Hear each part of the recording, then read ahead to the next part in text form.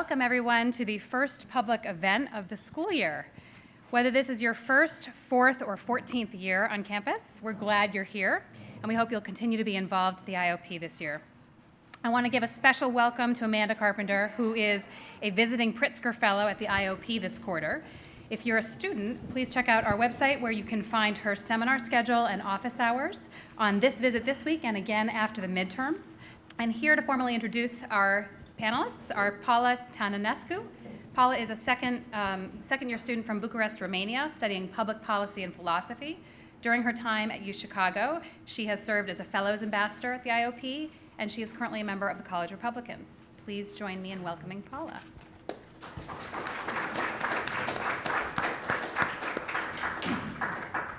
Welcome, everyone, and thank you for joining us today in what is to be a very informative conversation with our distinguished author and political commentator, Amanda Carpenter. Today, we will focus on her book, Gaslighting America, Why We Love It When Trump Lies to Us, in an attempt to analyze and discuss the methods employed by President Trump in order to influence and establish a narrative that captures us all. Ms. Carpenter has been a vocal opponent to President Trump since her time as a speechwriter and communications advisor for Senator Ted Cruz's presidential campaign in 2016. Before joining Senator Cruz's staff, Ms. Carpenter served as a senior communications advisor and speechwriter for Senator Jim DeMint of South Carolina. In addition to her previous experiences as a columnist for the Washington Times, as well as political commentator for CNN, and countless appearances on MSNBC, Fox News, and C-SPAN, to name a few, have contributed to her thorough understanding of politics, political parties, and the side effects of it all. Ms. Carpenter describes herself as a conservative and not a party cheerleader, which epitomizes her strive to better her political party without conforming to accepted standards. In addition, this conversation will be moderated by Professor of Political Science, Eric Oliver.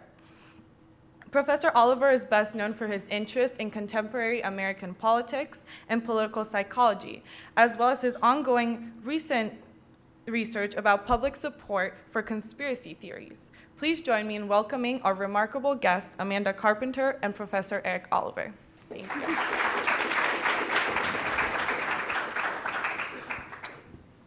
Hi, welcome Thank to you. Chicago. It's a pleasure to have you here. Thank you all for coming. So I really enjoyed your book and enjoyed reading through it. It's a riveting story. And I think before we get into some of the details, maybe we could just start with what was it that motivated you to write this? Having a front seat for the 2016 election.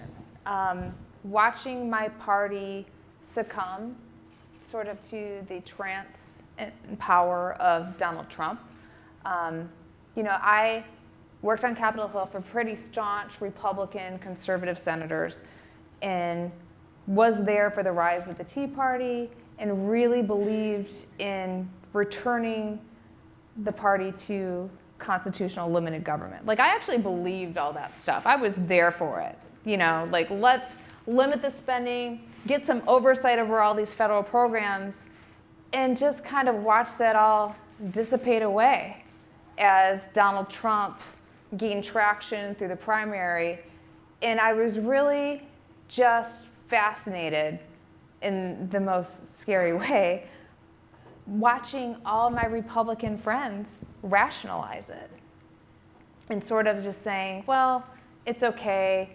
And they all found these different excuses to get on board with Trump because it meant that they would reclaim power. And the whole time I'm just sitting there, wasn't everything we said through the Tea Party that you campaign how you will govern? Wasn't that what it was all about? And I think I've been born right, not that it means anything, not that I get a prize for being right, but it's just, I was gaslit through the election. I watched my party get gaslit through the election. And I think now as a country, we're being gaslit every single day on any number of issues. And no one knows how to stop it because most people can't settle themselves with the fact that the techniques that Donald Trump used to get the nomination were effective. Like, we don't want to say lying works. Lying works like a charm. if you do it with enough confidence, and you can bully people into succumbing to it.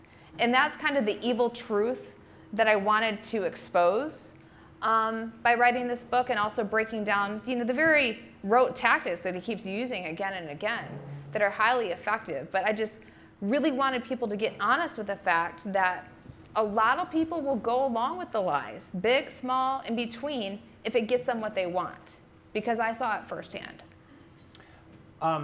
You tell a riveting story in the book about your experiences working on the Cruz campaign.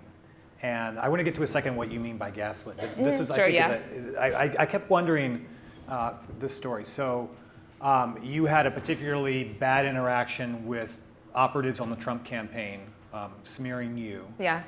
And I kept wondering how much of this plays into your I wonder if you could share this negative experience with everyone else, but also talk about how much do you think that this plays into a motivation for where you are right now as a never Trump Republican? Yeah, okay, so to rewind the tape, I had an experience, which we can get into in just a second, that absolutely opened my eyes to how this works. And that absolutely became my frame of mind in seeing how Trump and a lot of his supporters enable these big lies and the incentives to go along with it. And so, it's such a gross story. I still can't even believe I wrote all about it, because you write it in a book and then you have to talk about it. It's like, oh, that really happened. Okay, so I worked for Senator Ted Cruz. We'll rewind a little bit more. I was a speechwriter for Jim Tement through 2010 through 2012. He went to go become president of the Heritage Foundation. Ted Cruz had just won his Senate election. His people came in and said, oh, would you like to come work in his comm shop? And previous to that, I had been active in the media. I had been a reporter on the Capitol Hill. My plan was to always just go on the Hill for a couple years and go back to media. And so I told Cruz's people, I don't know, freshman senators are usually pretty boring. Like, is he actually going to do anything? Like, I was real cocky. And they said, well, just wait. Yeah, he's going to be good. And I was like, okay, I'll give it a couple months. And of course, he came in, ready to put the house on fire and really get going, which is good. It was good. I was on board with all that. He started running for president. I had two small kids, 2 kids under the age of 2. The campaign wanted people to move to Houston. Couldn't do that. So I decided, okay, this is the time. It's sad. I loved working with this office, this campaign, but this is probably time for me to go back to media. And lo and behold, did a couple of interviews with CNN. They were looking for Republican voices. Come on, you can cover the campaign. Great. All good. Everything's going swimmingly. I'm getting to talk about Trump a lot, because I was pretty critical of him, because he's not a conservative, he's not even a Republican, and he's kind of a train wreck. And as I became more critical of him, I started getting a lot more negative attention from the people who were getting on board with him, the Breitbarts of the world, things like that. And I don't even know how this happened, and this is kind of how the smear takes hold. There was this hashtag Cruz scandal started on Twitter, and all these reporters started swimming around saying, hey, we're looking, people say that Cruz had like these mistresses. Do you know anything about that? Of course, I'm like, I don't work for the campaign, get lost, hang up, hang up. But this kept getting more momentum online, and I would have reporters even ask me, we're gonna look into this. I'm like, go and look. There's nothing there. Nobody bit, until I got a call from the Cruz campaign. I was actually dropping off clothes at my church on a Sunday afternoon, and a friend of mine who I worked with on the Hill in a long time said, Amanda, we gotta talk to you. Yeah, what's up? The National Enquirer's gonna run a story, and you're gonna be named as someone who had an affair with Cruz. Huh? I said, based on what? Like, they have what? We don't know, just be prepared. Okay, that's a fun story. Come home, tell my husband, hey, honey, guess what's gonna happen? And what was his reaction? You told me. He laughed, I cried. Because he's like the National Enquirer, nobody cares. Like, it's stupid. Like, who cares? And I'm like, yeah, but I don't know. So we waited for like a week to see what was gonna happen. And then it was so sneaky how it came out. The cover was Pervy Ted, and it had the images of 5 women along the top. and our faces were pixelated out, but anybody could tell who it was. The internet figured it out pretty quick. And then Roger Stone was quoted in the piece saying, yeah, if this is true, this would really hurt Cruz with evangelical voters. And so then that was out there. And then the internet matched up the picture. It was actually a picture. It makes me so sad because it was a profile that Roll Call, which is kind of an influential Hill magazine, had written about my work for Ted Cruz, talking about, you know, what outspoken force I was to hold the party accountable. And that was my front page in that photo that my husband actually framed in our house because we thought, what an amazing piece.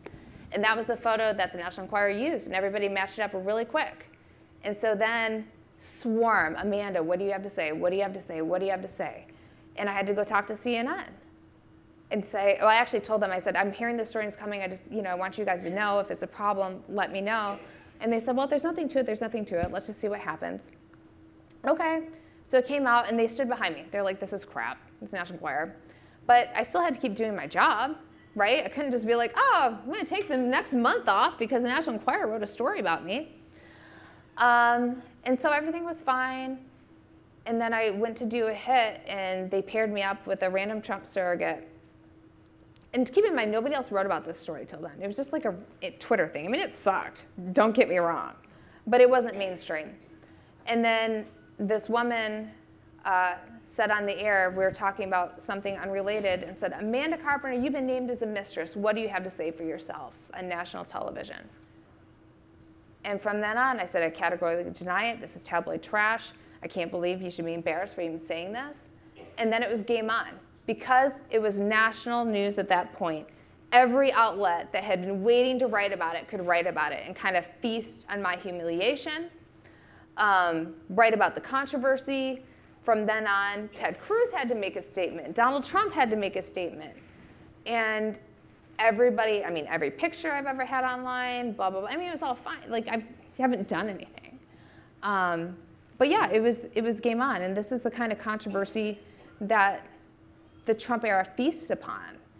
And to save my job, I had to go do an interview with Jake Tapper, on another one on live TV, to try to clear my name.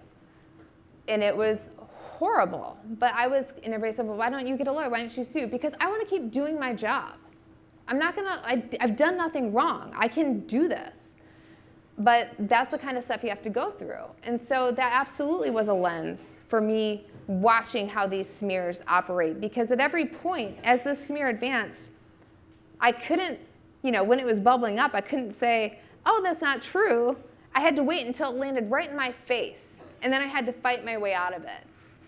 And so that does inform my lens of the Trump era. Because if anybody does want to take on Trump, his surrogates, and what these people do, you have to be able to withstand those kind of attacks and not lose yourself to them. And I think that will actually be the biggest challenge for the Democrats in 2020. So let's get to gaslighting. Yeah. You have, the thing I liked most about the book is you bringing your expertise as a political communications person to bear and dissecting how political language and how political expression works, particularly from the Trump campaign. So could you tell a little bit us more about what you mean by gaslighting and what are its key constituent elements? Yeah, gaslighting, I mean, it's like all over the place now. But the easiest way to kind of explain what it is, I tell people, imagine you're walking in the street. It's a beautiful day like today. The sky is shining, it's blue, and some powerful person says, hey, you, what color is the sky? And you say, well, obviously it's blue. He goes, no, it's green. And you look up, and you say, it's blue. And then he brings his friends and says, no, it's green. And you say, no, it's blue. And then maybe CNN has a giant debate panel with 30 people on stage to debate the color of the sky. And it's very possible you get to the point where you start screaming, you idiots, the sky is blue. What is wrong with you? And you look hysterical. And that's gaslighting. Or you just succumb to it and say, you know what?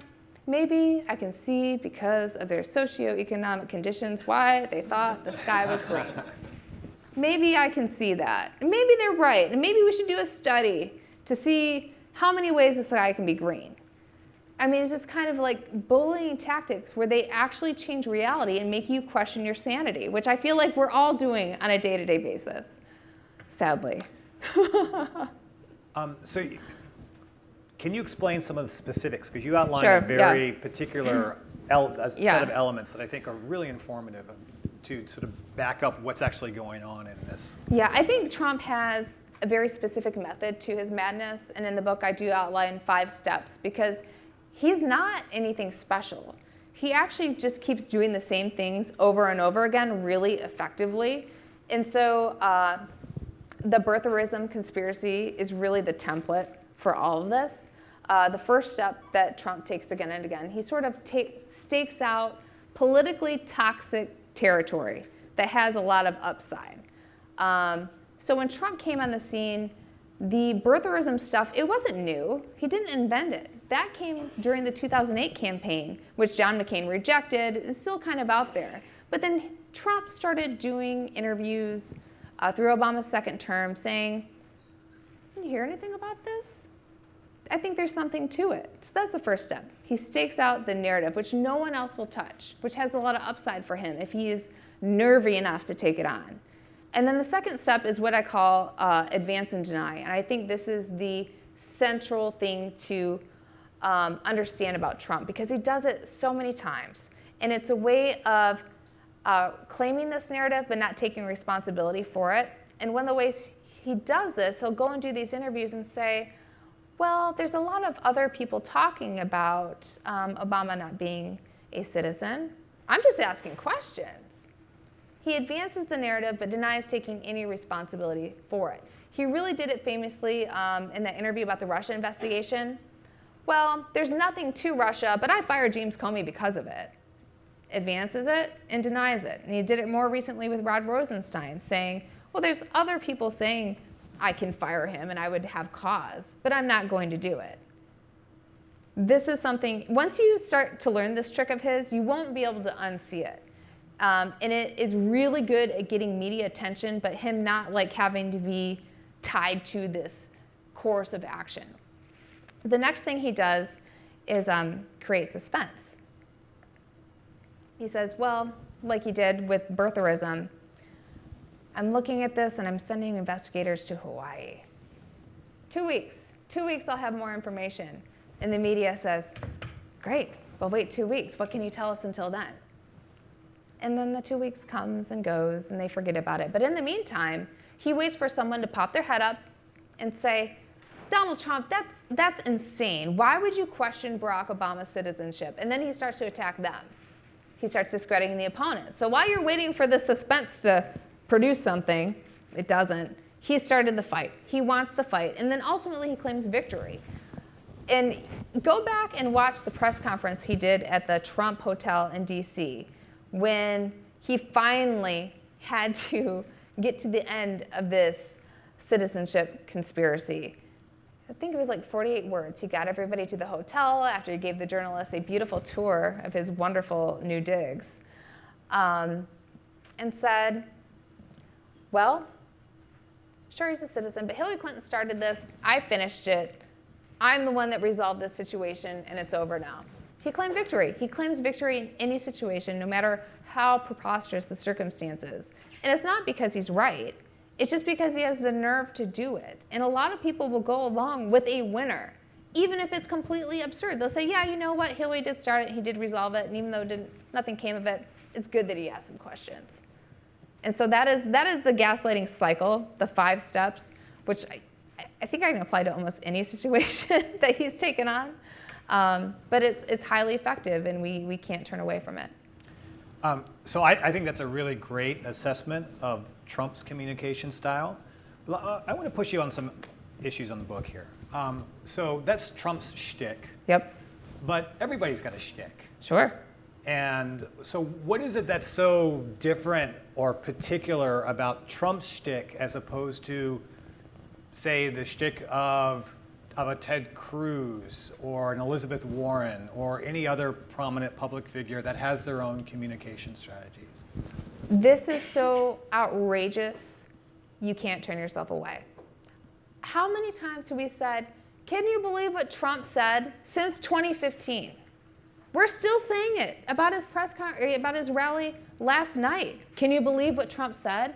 He is so outrageous. He continues to defy what we expect of a leader that it gets so much media attention. It's almost impossible for someone with a less outrageous method to crack through.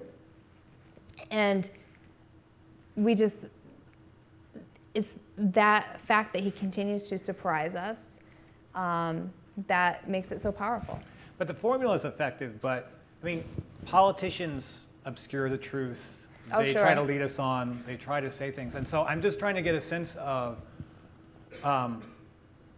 what is so magnetic about this, or what is categorically different about Trump than, say, anybody else. President Clinton lied about Monica, Nixon lied about Watergate. I think the difference with Trump is that normally politicians tell lies to cover their butt when they get caught doing something wrong. Trump proactively lies almost for entertainment value.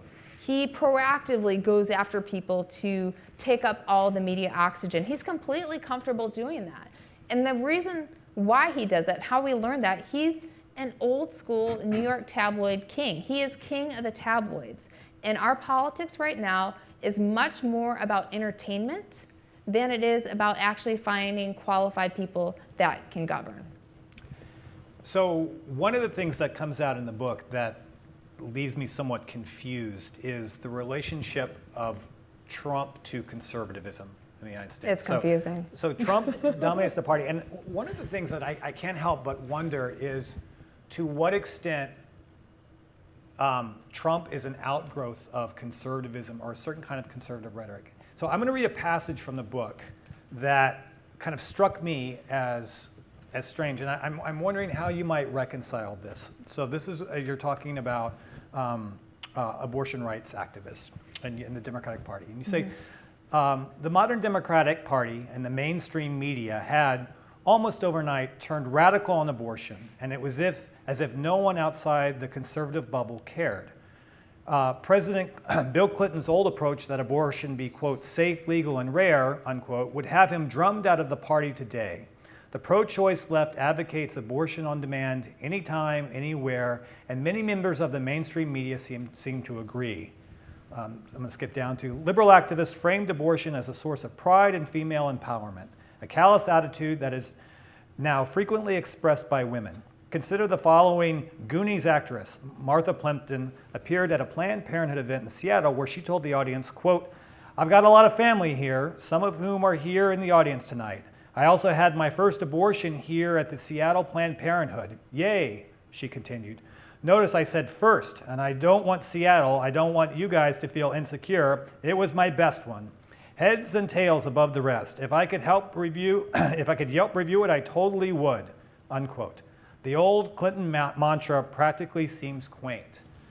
So when I read something like this, I'm thinking like, wow, this is the kind of thing that oftentimes occurs in a highly polarized media environment, which is about taking an opposition view that you don't necessarily agree with, taking an extreme example, in this case, the Martha Plimpton quote, and somehow or another making a gross generalization about this. And I'm trying to see what the difference is between this kind of communication strategy and this take and gaslighting, because I'm not necessarily seeing a big gap between this type of rhetoric, which is, I think, a very provocative characterization of people who have abortion rights, and a kind of communication strategy that a Donald Trump employs. Well, I've got to say, when I wrote that passage, it wasn't about a communication strategy. But you're employing a communication strategy. That's, I think, common. No. Well, I've got to say, and I'm just speaking as Amanda Carpenter here, a person, I read a lot of women's magazines. I am pretty entrenched in, that kind of Refinery 29, glamour, and how abortion is normalized in a way that I find shocking on a day-to-day basis, where young women are told that getting abortion is something as trivial as getting your nails done. And the deep psychological consequences, just grappling with the gravity of that situation, is not recognized. And that is something that deeply troubles me to the core. That's me not picking out a straw man. That's me watching what is bubbling up in feminist literature and being shocked and driven away that I don't understand. I certainly understand how women get in bad situations, but with the advent of science, Plan B, birth control, I struggle to understand why abortion on demand up to 20 weeks is something that is almost mandated by the Democratic Party. I'm looking for pro-life Democrats, or at least somebody that would support some restrictions on that procedure, because I do think it's damaging to women. I think it's extremely damaging to tell women that you can go have that procedure and be able to walk out like you did a pedicure. And that is something that young women are told. So that was me being really honest about what I think makes Democratic candidates completely non-starters to a lot of Republican women. Okay, I guess my point is, I would disagree in terms of, I think there are a lot of people who have pro-choice viewpoints that the Martha Plimpton quote does not epitomize. I would like to hear from them more. I would. Okay. Let's move on. Something else that's, I think, really, I have to say is kind of confusing in the book is Hillary Clinton. Sure. Because in some sections of the book, it's sort of early on, you talk about Hillary Clinton and you bring out the Benghazi charges and you describe Hillary Clinton vis-a-vis Benghazi and that whole thing. And that sort of sounds like the kind of standard Republican charges against Hillary Clinton. Yeah, well, when I talk about that, I think it was important for me to demonstrate why Hillary Clinton would never be an acceptable candidate to any Republicans, and how going into the 2016 election, where the choice was between Hillary Clinton and Donald Trump, she never had a chance. So that was part of that, and kind of explaining how people were in the barricades so hard against her. Okay. Later on in the book, though, when you're talking about, there's a chapter here, which is a really fascinating chapter about conspiracy theories in the paranoid style, and I'll quote again from you. Which I think she got the full brunt of that in 2016. Yeah, so Enter Hillary Clinton, a case study of how far the imagination of the paranoid American mind can be stretched. Clinton has been a lusty target for the conspiratorial right ever since she came to the national scene. The list of conspiracy theories that have dogged Hillary Clinton over the years is legend. The longest lasting can be traced to an email that has flouted through thousands of inboxes during the past few decades that purports to contain a list of roughly 50 people the Clintons allegedly murdered to cover up their unknown crimes. You guys have got that email. I know you have. Yeah. We all have. Not saying it's true. Your first book Yeah. was a pretty strong indictment against Hillary Clinton. Uh-huh. You bring in the Benghazi sort of allegations, and there's still something that's not necessarily clear about that. But so, because arguably a lot of the Benghazi, since was a lot of smoke and a very strong partisan effort to sort of discredit Clinton through the investigative, kind of The 11 hours? Yeah, exactly. Yet at the same time, so you're both embracing this, at the same time you're acknowledging that, Clinton herself is a kind of target of this paranoid style. I don't think you think I'm just wondering how you reconcile that. how I'm embracing it. I think conspiracy, part of me talking about how gaslighting works.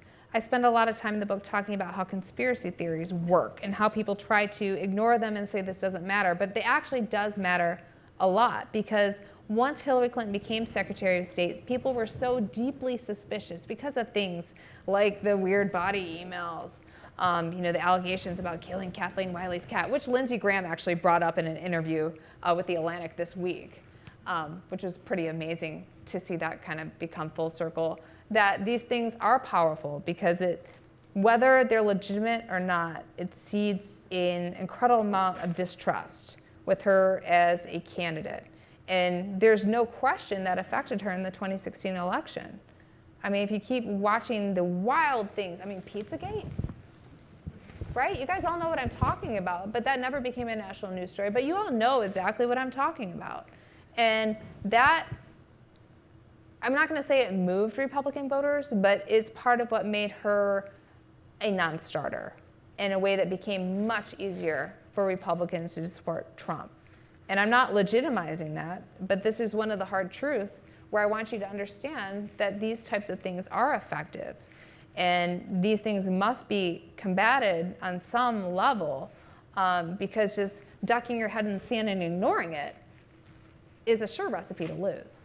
But you don't see a connection between those two? So you can object to Hillary Clinton as a candidate for any number of reasons. Right. But then to go ahead and propagate a set of highly partisan and spurious claims, i.e. saying Benghazi. Well, what did I or- propagate? Because in the book I'm explaining what happened and why conservatives did not trust her on Benghazi and why they subjected her to 11 hours of hearings, because that trust was not there. They were so convinced that Hillary Clinton was a person who would never be honest with them, that they went through 3 years of investigation that actually turned up nothing. But you don't see yourself as playing a part of that? In what respect? Well, both in terms of repeating the Benghazi accusations here, which But were this is turned the out to be thing, largely just baseless. ignoring it and pretending like this didn't happen. I mean, this stuff consumes conservative media, which I came from, which I was a part of, and I understand how persuasive that is to people. And I'm not a part of that anymore. I almost certainly took a break from that by writing this book. Sure. And I think it's part of my mission to coming places like this to tell you that this stuff works. And saying, well, that's not legitimate, it wasn't fair, is not an argument that is going to win voters. Let me take another example, which I thought was kind of interesting. And this is where I guess it's part of, I see this kind of blurring between sort of a one kind of communication style being used to then talk about another kind of communication style. And so this is a chapter, it's on the cult of Keck. And you're describing here the opioid epidemic and sort of the self-destructiveness that's going on kind of around white male identity. And you say at one point, a generation of white men were killing themselves and barely a whisper of advocacy was being done on their behalf.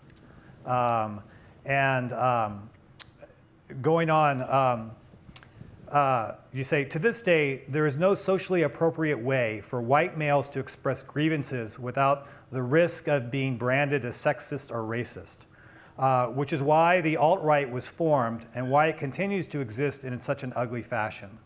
If someone's going to be unfairly branded as a bigot, the thinking goes, why not go all in? So there's an interesting point I have here, because, And keep in mind, I'm not endorsing that. No, I'm just but, saying from my views, from what I've witnessed within my 10 plus years in the conservative movement, that's my observation. But I, as a white male, I'm not feeling like anyone's not advocating on my behalf. I kind of look at, hearings on, look at the Kavanaugh hearings and sort of just the composition of the Senate committee. Yeah. So there's this interesting, the tone of this struck me as kind of odd because as a conservative, I always assumed one of the bulwark tenets of conservatism was sort of self-reliance and individual responsibility. And suddenly there's a tone creeping in here of both kind of this identity politics around white male and a sort of victimization. Yeah, and of that's white what males. I'm explaining. The alt-right is founded on this newfound white victimhood, which I think you can kind of see all over the place now. Traditionally, of course, white men have been the beneficiaries of society, but you can tune into Fox News, Donald Trump, and this is like the embrace of white grievance. And I can't tell you how many times I've heard from fellow people I've traveled with, well, you can have all these kinds of black groups on campus, but why can't we have a white group? And so they're turning this victimhood against everyone else. And Donald Trump epitomizes that, I think. Look what happened at the Ford hearings. Donald Trump Jr. just today was saying, well, I'm not worried about my daughters, I'm worried about my white sons, and somebody coming back on them. And so this is absolutely a phenomenon that is happening, whether you agree with it or not. This is how the game is being played. So let's talk about conservatism now. I'm very curious about where someone like you, as a never Trumper, sits within the conservative movement, and you are, You're on CNN, which is the enemy now. You've written a book, lambasting Trump. What is? But you're still going to various events, and you're still out there speaking to a conservative audience. How is your life in the wilderness? And tell me about this experience. It's weird. I mean, I feel very homeless. I mean, honestly, all the opportunities that would have normally been on track for me as a Capitol Hill staffer with a Republican president coming into town were there if I would only get on board with what Trump was saying or doing. I couldn't do it. Most of my friends found ways to do it. And so I am alone. I go on CN where I'm lucky I can speak my mind and just have that track, but there's no professional guarantee for there's no reward. This is kind of this funny thing that a lot of the Trump people say. It's oh, well, the never Trump people just do it for attention and to write a book. I'm happy. This book was a thrill to write. I got to put my heart and soul into it and say what I wanted to say.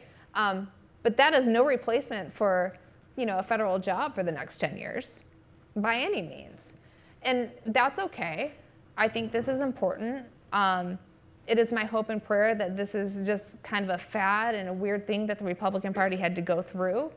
But I'm under no illusions that the Republican Party will take any kind of traditional course of conservatism back.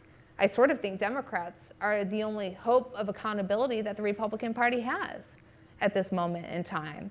And so that's why I feel pretty comfortable just kind of putting this on the line, because I think there's a lot of reluctant Republicans like me who, given the right Democrat, maybe we say, this was a really hard moment in time. We thought we would do all this to get a judge, maybe not two, the way things are going, and say, well, we're open to trying something different. And so, I just come out, I'm honest, and let the chips fall where they may. God will find a way for me. I'm not too worried about it. Okay, great. Should we open it up for questions now? If there's any students, I'm actually an alum now, so 3 students should cut me, but otherwise I have one. Come back for a bonus year. Hi, my name is Matt Enlow. I'm a recent alum of the law school, and I just found out I passed the bar on Monday. So, Congratulations.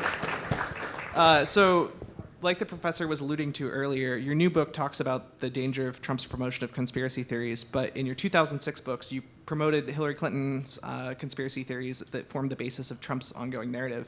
You described him as a train wreck at the start of this event, but the way that your book talks about him, it describes him as some sort of genius. Are you gaslighting us, or do you have some way of reconciling these positions?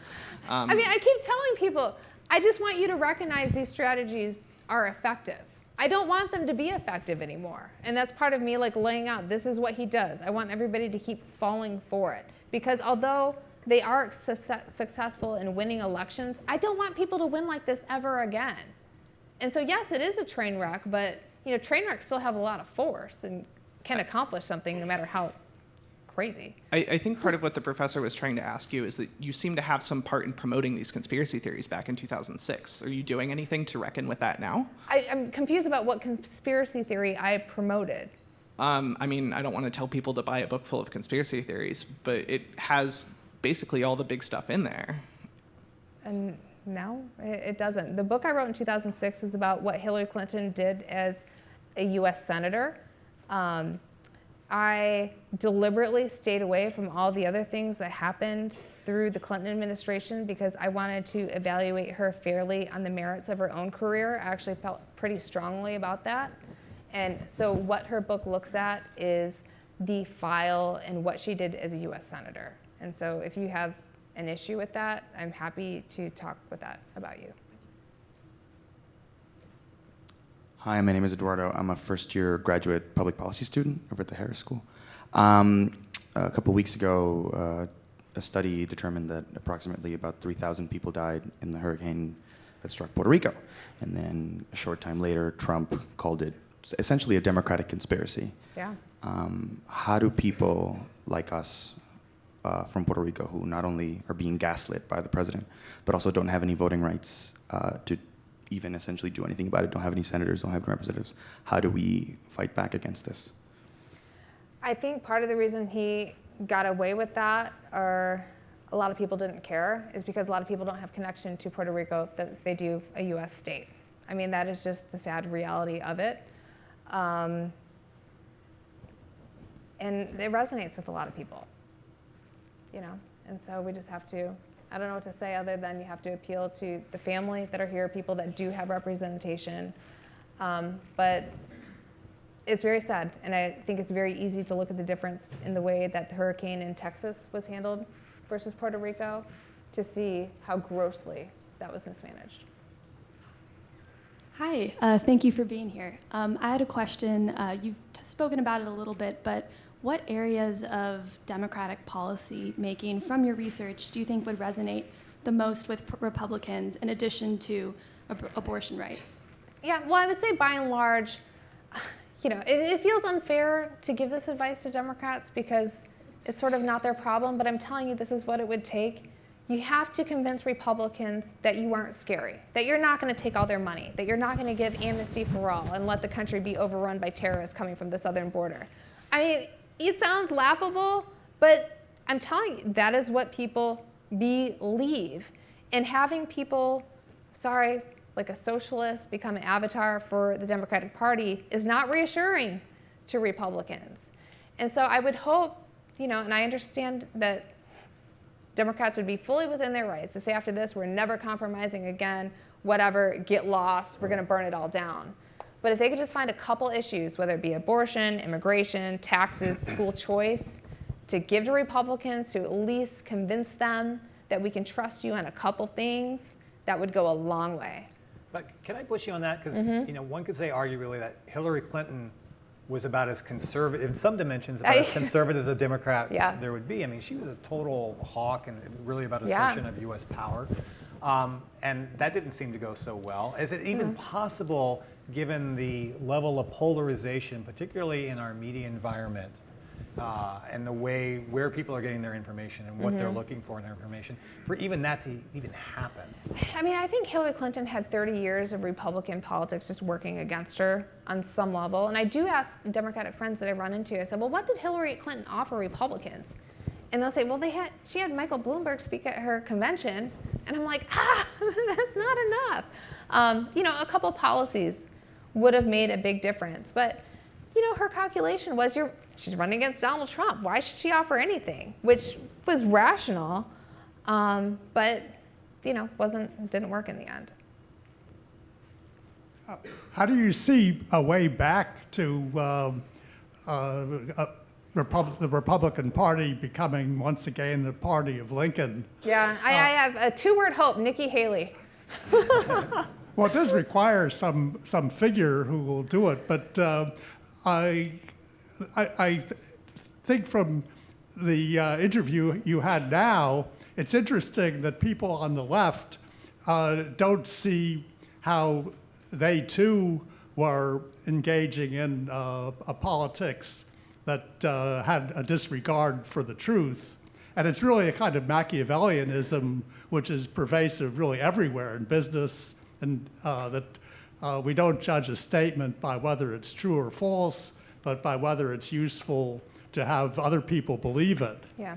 And this is pervasive advertising. One could talk about the curriculum of the Harvard Business School and human resources as a kind of deception to get employees to not really to distract them from going after more wages. There are just too many examples to go into. So if the Democratic Party goes further to the left and engages in their own kind of like left-wing ideology, which has little to do with the truth, that would seem to sharpen the partisan division of two, in like the movie Rashomon, two just completely different narratives. But against that is there a possibility of a bipartisan acrimony that's tighter toward the center, as might have happened when Jeff Flake and Chris Coons decided, well, maybe we'll have the FBI find out what really happened. That might be a hopeful example. Yeah, well, I think the biggest temptation among Democrats in 2020 will be to adopt Trump's kind of tactics and use it against him, which, again, perfectly, I understand where that is coming from, but that will leave a lot of people in the middle, you know, off the table. Someone like Jeff Flake, who I think has been struggling to do the right thing, has found that he has no voice left in the party, and he's leaving it, just like Paul Ryan. They're just giving up their careers and saying, enough with this. And so I hope that our politics don't continue to turn good people off like that. Hillary Clinton gave about 11 hours of, she spoke for about 11 hours about Benghazi. Would you like to see Trump speak with Mueller? And would you encourage other Republicans to have him do so? Because he's always comparing himself to Hillary. This is a wonderful opportunity for him. Yeah, absolutely. Yeah, I think the Russia story is untold, has so much more troubling details than Benghazi ever did, quite frankly. I'm not sure that him talking to Mueller will clear anything up. I'm pretty sure Mueller will be able to get more information, more verifiable information on his own. And so I'm just as eager to read that report as anybody whenever it comes out. Hi, I'm Tom. I'm also a first year at Harris, and I was just wondering your opinion on, it seems like every time Trump takes part in gaslighting, the Republican establishment, whatever that means anymore, goes through the same 48-hour cycle of expressing horror, and then it's as if it never happened. And I guess my question then is, what role do you think Republicans, like Ted Cruz, for example, have to play in calling out gaslighting and addressing it? I think we've seen from the last, year and a half, since Trump became the Republican nominee, that most Republicans have no interest in really calling him out. The people that have been most effective in doing that, or at least tried, Jeff Flake, Bob Corker, Paul Ryan to some degree, have found the situation untenable. The Republican Party will not tolerate Republicans who try to hold the president accountable. That is this sad story. And it's kind of this fantasy that I think people keep having that, like, oh, eventually someone in the Republican Party is going to stand up and do something. No, they surrendered to Trump a long time ago. Once Reince Priebus made the presidential candidate sign that stupid oath to say, I will support whoever the Republican nominee will be, it was over. That was a non-binding oath. It meant nothing, but it had such psychological pull that I was like, oh, well, I said I'd support the nominee, so what am I going to do now? I can't break my promise, and yet you go along with all this other stuff. That bet has made, it's done, it's over. I'm kind of to the point, I'm no longer looking for heroes. I'm looking for the next conflict, which will be the 2020 election, where I hope somebody can at least put him in his place. If not, beat him outright. Do you think this is from your view inside of Washington, is this something that's just endemic to hyperpolarization? So if the Democrats had their version of Trump, that Michael had Avenatti, Sean Penn, yeah, fill in the blanks. Yeah, Mark Cuban gets thrown around. Right. That they would be doing the same thing. Someone who had had control, who was animating the base to such an extent that it kowtowed the party establishment into going along? Or is there something particular about the Republican Party that made them susceptible to this?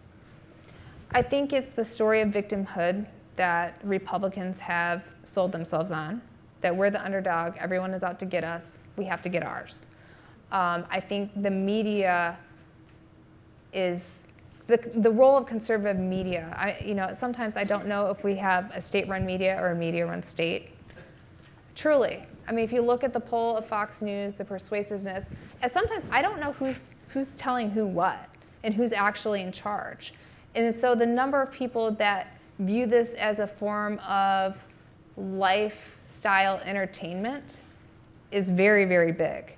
And it's largely because a lot of conservatives have felt the mainstream media is out of touch, blah, blah, blah. We're going to go with these people who make me feel good about my political decisions at all costs. And that bubble is almost impenetrable at this point.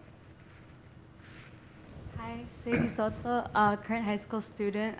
So you've been speaking a lot in your book and just around doing talks about making people realize that they're being gaslit, and there's a lot of gaslighting going on. But so is a lot of other mainstream media, or just media in general. We see a lot of articles online how Trump is lying and how what he says is not actually fact. But we also see the rise of a lot of people still believing Trump's lies. So what would you say is a better effective approach instead of informing people and educating people that they are being gaslit, because it doesn't seem to be super effective? What's another effective approach on people realizing? Yeah, good question. I think the biggest response to Trump's lies has been for the media to come out and say, let's do some fact checks. Fact checks will solve everything.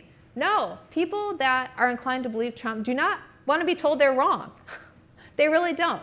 I mean, have you ever tried to send a fact check to your friend and be like, look, here's why you're wrong? You know what they're going to do? Read the headline, delete it. Telling people you're wrong is not the answer. The hard work of actually uniting the country and getting us back together is finding the shared set of values that we want to work together on. That has been obliterated. That's hard. It's a messy question. What do we want to do together on a country, as a country? What do we care about? What kind of country will we be? Those are actually the big underlying questions we're grappling with. And sending a fact check about, Donald Trump's tax returns, it's not going to do it. All right. Hi, I'm a third year in college. Thank you both for being here. I'm kind of interested. Could you speak in the mic? Thank you. Hey, All is right. your name Mike? No. Everybody hear me? Great. I'm interested more in hearing about your thoughts on what's the best way to deal with conspiracy theories, because it seemed like there was a little bit of tension in the conversation. On the one hand, with the birtherism, when you were talking about that kind of Trump initial experience, it seemed like the best option was to not cover it.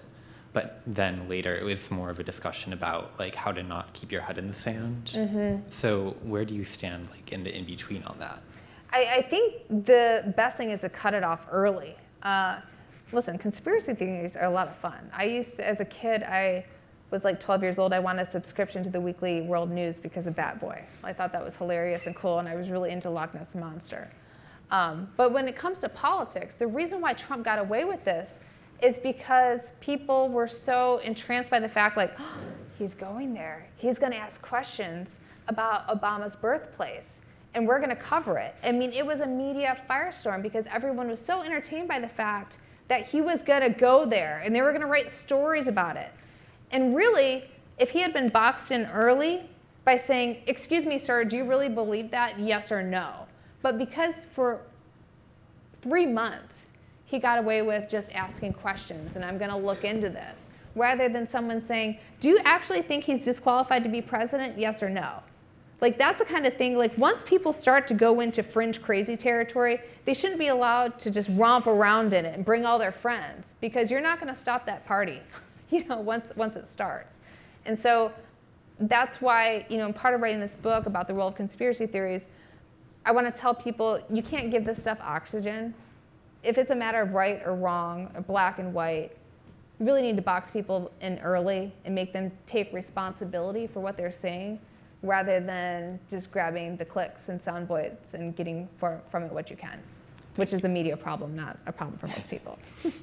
Thanks. Hi there. My name is Noah Whitman. I'm a second year in the college. And my question for you is, recently Brett Stevens, a former Never Trumper, described your former boss as a serpent covered in Vaseline. For doing things. Seems like some people don't like Ted Cruz. Right. Well, no, but so I think the question I have though is, he's being called these things partly for behavior like sending a summons to elderly Texans, trying to convince them to give money in a way that is somewhat coercive, and doing other things that are sort of questionable on an ethical level. And I guess my question is that you seem to suggest that the way that Democrats win back Republicans is that they have to move their policies further to the center. But I think that if you actually look at what's going on in Senate races across the country, that it's in fact the senators running in the Democratic senators running in red states who are running further to the left, but they're running more in a sort of we're all Americans, trying to bring unity, even though their policies are further to the left. I'm thinking like Beto O'Rourke and less talked about like John Tester in Montana. So I guess my question is, given that evidence, why do you think that Democrats need to move further to the center to win back Republicans when, like the moderator said, that's something that didn't work for Hillary? Well, I mean, every race is different, and we'll see how this shakes out.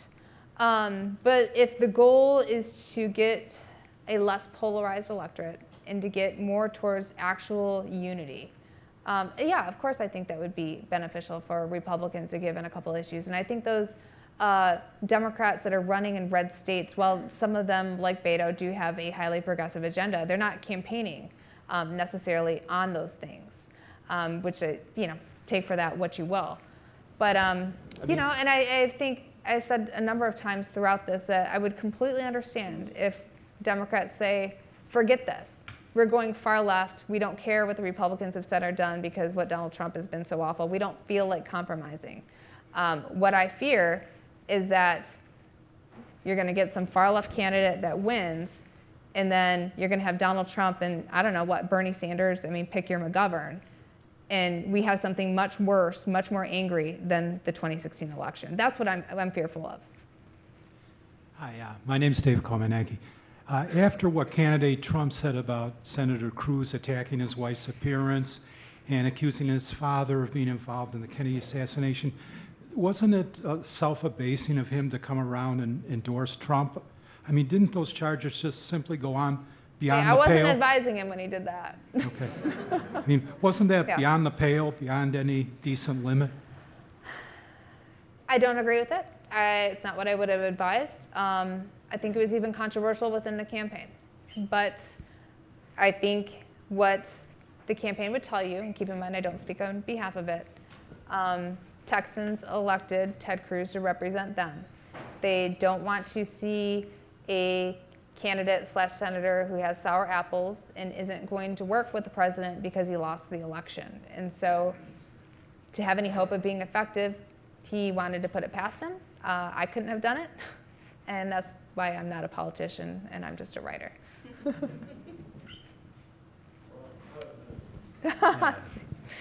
Okay. Maybe a mayor first. So, everyone, if we could give a warm round of applause. Thank you for coming. Thank you.